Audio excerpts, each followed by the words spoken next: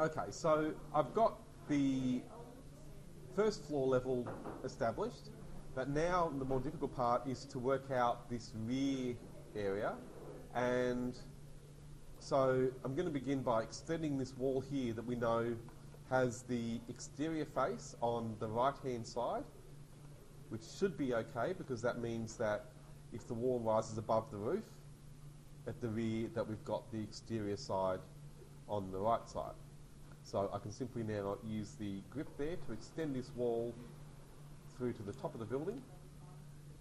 And that's important, even though again we've just got to accept the fact that this is hand drawing. On the mezzanine level there, you can see that this wall doesn't line up very well, but on the ground floor it does. And it's the same wall. Again, you can't expect perfect coordination between floor plans when it's a hand-drawn drawing. They're notoriously very inaccurate. But what I found those drawings is that also that they have many dimensions. That's right. That's it. I mean, hand drawing was always that way. It's not like a computer where it's going to make things accurate, regardless. You have to be on top of it all the way through. That's right. And it's much more difficult to be accurate when you're working that way, but you all know when you're doing hand drawing, you can make allowances and just focus on the dimensions that are critical. So the point was to show the idea, and then when they start constructing, they on site, they would do additional drawings with updated measurements. Yeah, and then often working drawings would need to be done with people constantly going on site to check measure, and then again do more detailed measurements. Yeah.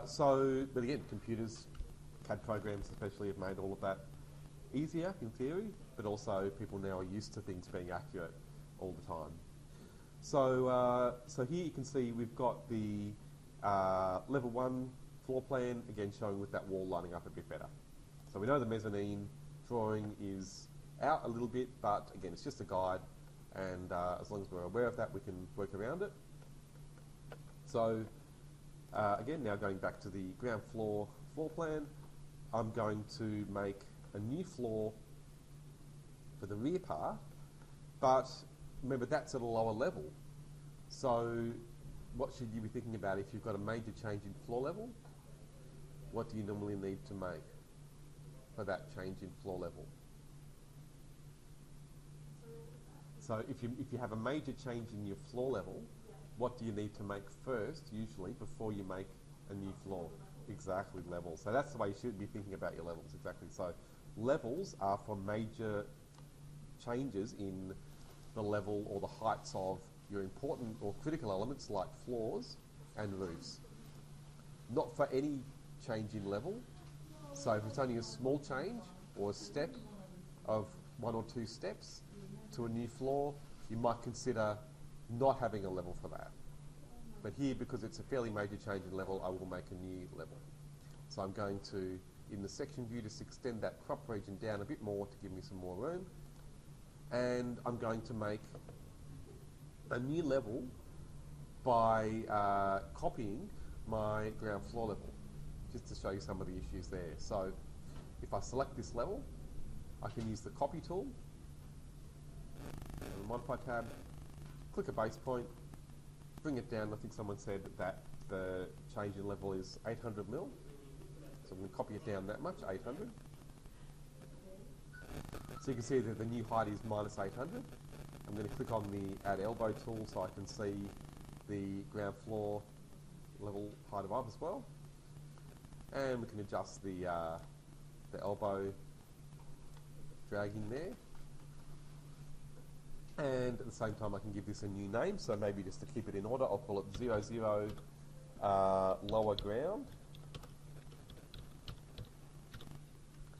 And again, if necessary, you can adjust the position of the level tags and just tidy this up as I'm using it.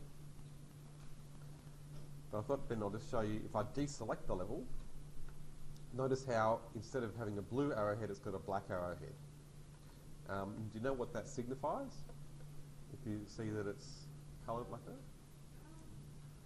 You'd think so, but it's actually saying that there's no plan associated with that. So if you look in your project browser, you'll see that it has O1 ground floor as the first floor plan. I don't have a lower ground floor plan. So we can work without one. You don't always need to have a floor plan for every level. And in the end, you might use your ground floor plan to show both of these levels, because they are still fairly close to each other. But I actually do want to have a ground floor plan just to make it easier for me to draw things. So how do I make that? To make a new floor plan, go to the View tab, and then you'll see you've got the option there, Plan Views, and there you can create a floor plan. You can see there it's just showing me the level that doesn't have a floor plan. So the ones that are blue, they're not shown here. But you might in some cases want to see those. So if you do, you can turn the option down the bottom off, and then you'll see all of the levels in this dialog box, which can be useful. But in this case, again, I don't want to see those levels, so I can leave that box ticked. And so again, it's showing only the levels that don't have a floor plan. We'll click OK, and now I've got a new floor plan for the lower ground. But notice if I scroll down and have a look at the ceiling plans, I don't have a ceiling plan for lower ground. If I want one, I could go to Plan Views and go to Reflected Ceiling Plan and make one, but I don't need to. Or do you think we do? Would you think you need a ceiling plan for lower ground? No, definitely not. Exactly. The ground floor ceiling plan will be exactly the same as the lower ground floor ceiling plan. So that's good. And so now, back into the section though, we can see that these walls don't go down enough to reach the floor where this new floor is going to be. So, back to my 3D view, and I've got a couple of options there. I could either just extend the walls at the back and leave the walls at the front. That might work, but it's probably just as easy to extend all of the walls down further, and then if we need to, we can bring those walls at the front up a little bit later when we're looking at the section, but we might not even need to do that. So again, I'm just going to select all the walls like I did before with a window to select everything in the 3D view. I'll go to Filter, turn the floors off, click OK, and then I can easily adjust that base offset value. So if we have a floor that is 800 below the previous floor, and then we want the walls to come down 500, that will be altogether it's minus 1300.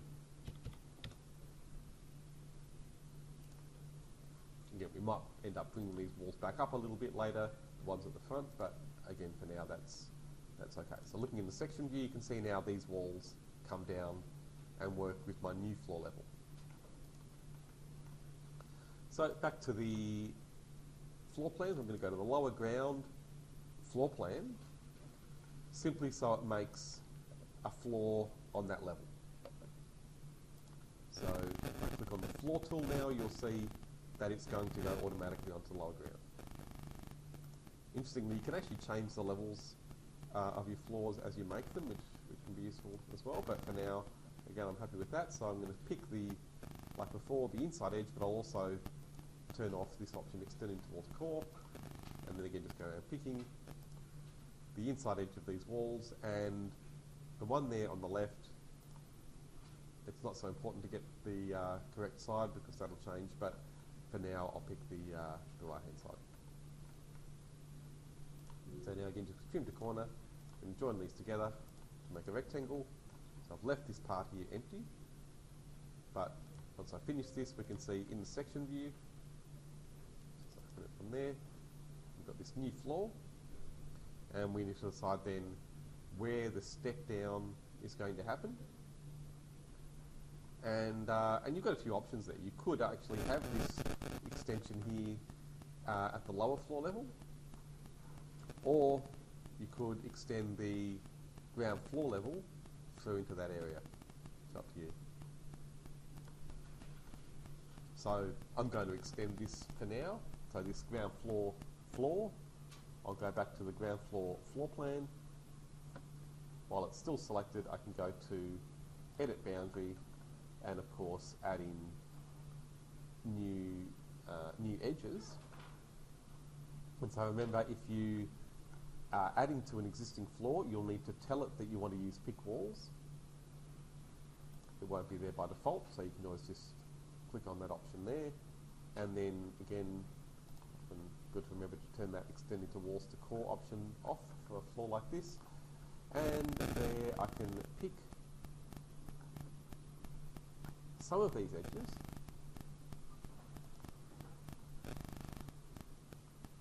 Now this one's a bit tricky because there it's gone to the right hand side automatically. It wouldn't give me a choice there, but I can flip it afterwards using the arrows there. I'll go along picking again now the inside edges. The problem though is that I can't pick this wall because it's already been picked. So you might think, well, okay, I'll go and delete that line. Now I'll go and use pick walls and try and pick it again. And notice how it keeps going to the left-hand side. And that's okay for this interior, but actually it's not right for this part here. So I can flip that, but you can see that's not going to work either because it's flipping all of the lines of that floor. So I'm going to undo that. That's not going to work. So again, I'll delete that line, and instead of using pick walls, I need to use one of these other options. So you could use the line tool and just draw lines, but another good option is, instead of pick walls, pick lines. So there's that option next to pick walls, and then I can pick any edge I like. So I'll pick this one here, and it will just go there.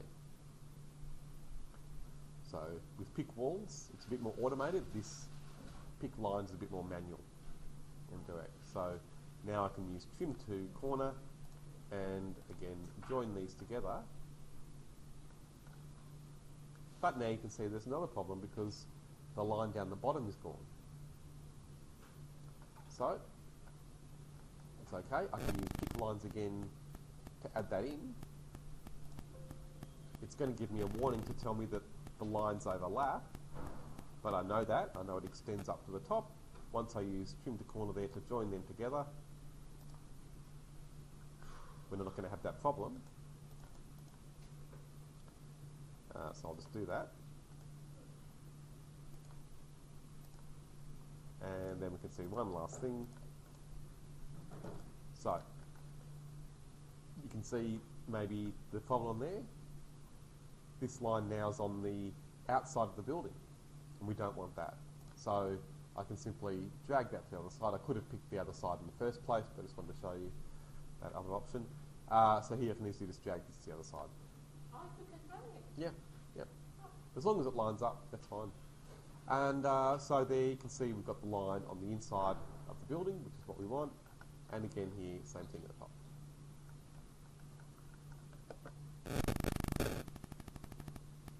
So again, tick to finish. And, so I just need to trim one more line, so I'll hit continue. Not quit, I want continue, so I can keep going. And then again, trim to corner just to join these lines here that I missed. So now again, tick to finish. And I've missed another one. Here we go, up here. So it's nice that it tells you, and then you can easily fix it. So here, tick to finish finally should work. There we are. Now I'm just going to neaten my section line a little bit. So I'll move it down out of the way of the elevations and just extend the grips there at the end, so it's a bit more presentable and easier to work with. Now if I look in the section, you can see there the floor level stepping down, and clearly the floor sits inside the wall and reads nicely as a continuous element. So in the 3D view, again, we can't see the floors sticking out under the walls, which is a nice thing. We've got a few edges missing. So you can see here that the edge of the floor is getting lost there, where this wall is. So these are things you can tidy up as you go.